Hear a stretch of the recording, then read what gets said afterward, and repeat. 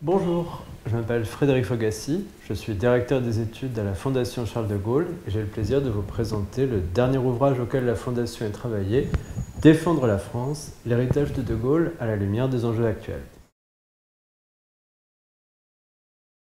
Pourquoi cet ouvrage ?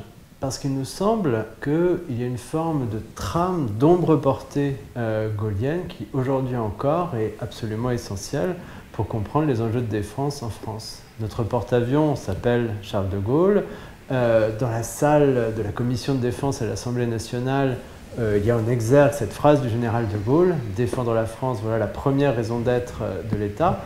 Et le but de ce colloque, c'était d'une part de mieux comprendre ce qu'est l'héritage du général de Gaulle en matière de défense, mais aussi de se demander si pour les différents acteurs du monde de la défense, des militaires, des décideurs politiques, des hommes du renseignement, des industriels également, pour tous ces acteurs, le référentiel gaulien a encore un sens. Est-ce que globalement notre politique, notre appareil de défense est encore structuré par les grandes idées, par les grands principes, par l'organisation qu'avait posée le général de Gaulle ?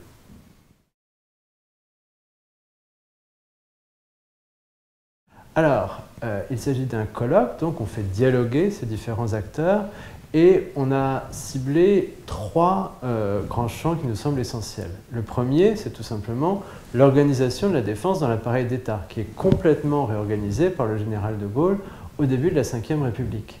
Il y a quelques années a eu lieu l'opération Serval. Donc la France est intervenue au Mali et ce qui est tout à fait important, c'est qu'il y a eu très peu de temps entre la décision au Conseil de défense, qui avait lieu un mercredi matin, et l'intervention qui avait lieu, les premiers tirs donc, qui sont tirés dès l'après-midi.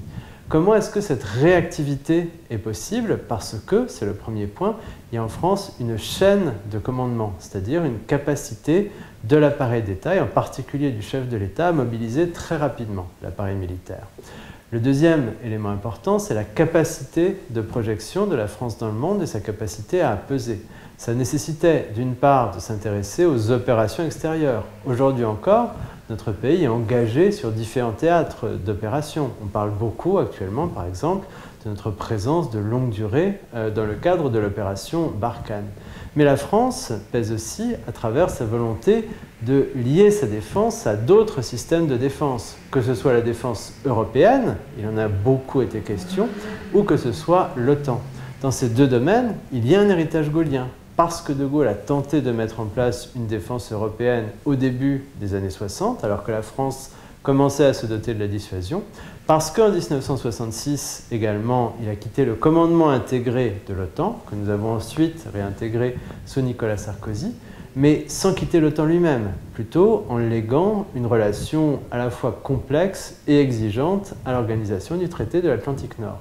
Aujourd'hui, à une époque où certains fondamentaux, certains piliers peuvent sembler menacés, où la relation transatlantique, la relation avec les États-Unis est plus compliquée, peut-être qu'il n'est pas inutile justement de se retourner vers l'héritage du général de Gaulle dans ce domaine. Enfin, le troisième pilier, c'est ce qu'on appelle les outils du rayonnement, c'est-à-dire notre diplomatie de défense, la manière dont notre défense nous sert à peser, à nouer des alliances un petit peu partout, dans quasiment toutes les zones géographiques du monde. On parle beaucoup de notre présence dans le Pacifique. Actuellement, nous sommes une puissance pacifique.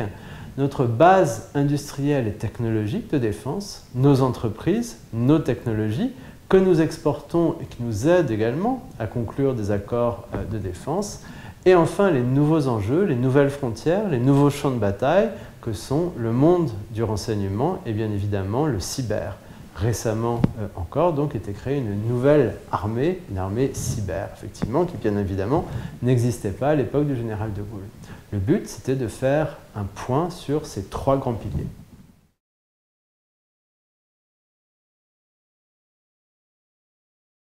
Je serais tenté de dire, parce qu'aujourd'hui, l'environnement géostratégique dans lequel nous vivons est extrêmement angoissant. On a pu avoir l'impression pendant des années qu'on allait vivre dans un environnement de paix, qu'on ne connaîtrait jamais de conflits armés. Et aujourd'hui, quand on regarde les informations, on voit les tensions qui montent en Méditerranée, par exemple avec la Turquie. On voit les tensions qui montent en mer de Chine entre la Chine et les États-Unis. On a également le sentiment que ce qui se passe en Afrique est extrêmement anxiogène. Il y a un débat justement sur le devenir de l'opération Barkhane. Et je serais tenté de dire que face à cet environnement très mouvant, très instable, revenir à De Gaulle, ça permet de retrouver une forme d'intelligibilité. On sait d'où on part, on sait d'où on vient, et quelque part, on sait, en tout cas, on a une perception assez claire de ce que sont les atouts de notre pays dans le domaine de la défense.